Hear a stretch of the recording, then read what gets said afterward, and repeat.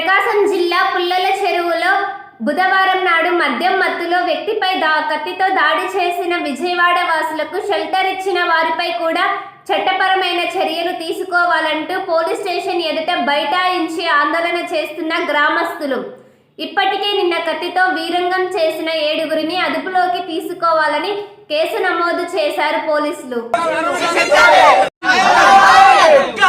పాలైన వారికి న్యాయం కావాలి, న్యాయం కావాలి, న్యాయం కావాలి, పాలైన వారికి న్యాయం కావాలి.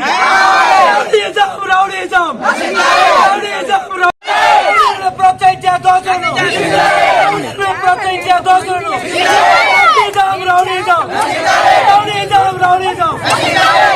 ప్రోత్సహించే దోషులను